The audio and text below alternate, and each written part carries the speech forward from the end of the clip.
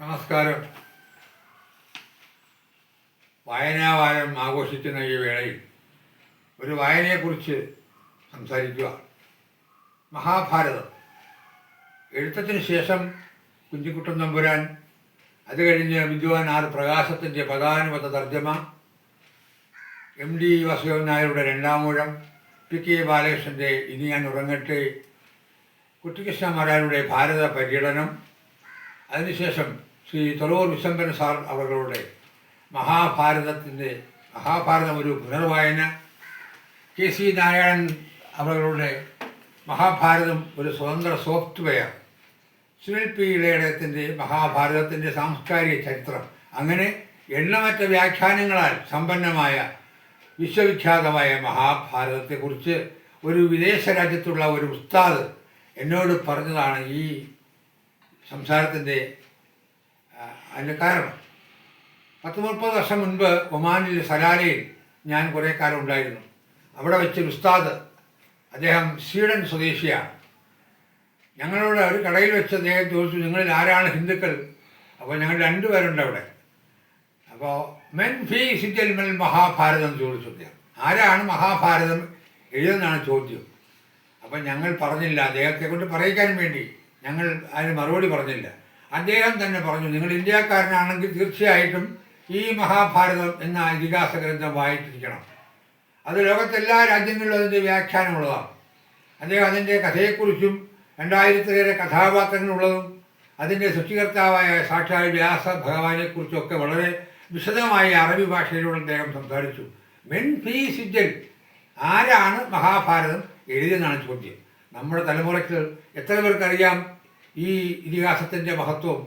അതുകൊണ്ട് ഓരോ ഇന്ത്യക്കാരനും പഠിക്കേണ്ട, മനസ്സിലാക്കേണ്ട മഹാഗ്രന്ഥമാണ് മഹാഭാരതം എന്ന് പറഞ്ഞുകൊണ്ട് 2015 അമ്പലംകുന്ന് സംസ്കാരയുടെ വാർഷിക പതിപ്പിൽ വന്നൊരു ചെറിയ കവിത കൂടെ അവതരിപ്പിക്കുകയാണ്. കവിതയുടെ പേര് ചന്ത. ചത്തതും കൊന്നതും മതമല്ല, മനുഷ്യൻ്റെ രക്തം തിളയ്ക്കുന്ന ചന്ത. ചത്തതും കൊന്നതും മതമല്ല, മനുഷ്യൻ്റെ രക്തം തിളയ്ക്കുന്ന ചന്ത. ചിന്തയുടെ വൃത്തികേഴഴുകുന്ന ചന്ത. തത്വശാസ്ത്രങ്ങൾ വിളമ്പും വിഭവത്തിനുൾക്കരുത്തില്ലാത്ത ചിന്ത. തത്വശാസ്ത്രങ്ങൾ വിളമ്പും വിഭവത്തിനുൾക്കരുത്തില്ലാത്ത ചിന്ത. ചിന്തയെ കെട്ടിക്കുരുക്കുന്ന ചന്ത. ചിന്തയെ കെട്ടിക്കുരുക്കുന്ന ചന്ത. ഉള്ളിൽ മതാന്ധതയ്ക്കുന്നം പിടിക്കുന്ന പൊള്ളത്തരത്തിൻ്റെ ചിന്ത. ഉള്ളിൽ മതാന്ധതയ്ക്കുന്നം പിടിക്കുന്ന പൊള്ളത്തരത്തിൻ്റെ ചിന്ത.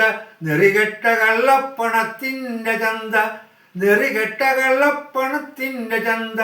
ജാതി രാഷ്ട്രീയ കലാപം തെരുവിൻ്റെ ജാതകം മാറ്റുന്ന ചിന്ത. ജാതി രാഷ്ട്രീയ കലാപം തെരുവിൻ്റെ ജാതകം മാറ്റുന്ന ചിന്ത. ചിന്തയുടെ നീതികേടിൻ്റെ ദുർഗന്ധം. സർവം വിനാശം വിതയ്ക്കുന്ന വീരസ്യ ഗർവം കുതിക്കുന്ന ചിന്ത. സർവം വിനാശം വിതയ്ക്കുന്ന വീരസ്യ ഗർവം കുതിക്കുന്ന ചിന്ത. മനസ്സിൻ്റെ ഗർവം വിതയ്ക്കുന്ന ചിന്ത. നിർവികൽപ്പത്തിൻ്റെ നിമ്നോന്നതങ്ങളിൽ നിന്നു ദഹിക്കുന്ന ചിന്ത. നിർവികൽപ്പത്തിൻ്റെ നിമ്നോന്നതങ്ങളിൽ നിന്നു ദഹിക്കുന്ന ചിന്ത. ചിന്തകൾ വന്നു വണങ്ങുന്ന ചിന്ത. കൊല്ലുന്ന ഭാഷയെ തിന്നുന്ന അഹങ്കാര സല്ലാപ സാഹിത്യ സന്ധ്യ. കൊല്ലുന്ന ഭാഷയെ തിന്നുന്ന അഹങ്കാര സല്ലാപ സാഹിത്യ ചിന്ത. സന്ധ്യകൾ ബന്ധം കൊളുത്തുന്ന ചന്ത. പട്ടടയ്ക്കുള്ളിൽ തുടിക്കുന്ന നന്മയുടെ വെട്ടം പരത്തുന്ന ചിന്ത. പട്ടടയ്ക്കുള്ളിൽ തുടിക്കുന്ന നന്മയുടെ വെട്ടം പരത്തുന്ന ചിന്ത. കൈവിട്ട പട്ടം പറക്കുന്ന ചന്ത. പടിയിറങ്ങും ജന്മദാതാക്കൾ. പടിയിറങ്ങും ജന്മദാതാക്കൾ. പകലിൻ്റെ നെറുകയിൽ കത്തുന്ന ചിന്ത. പകലിൻ്റെ നെറുകയിൽ കത്തുന്ന ചിന്ത. മക്കളിൽ നെറുകേട് പൂക്കുന്ന ചന്ത. മക്കളിൽ നെറുകേട് പൂക്കുന്ന ചന്ത.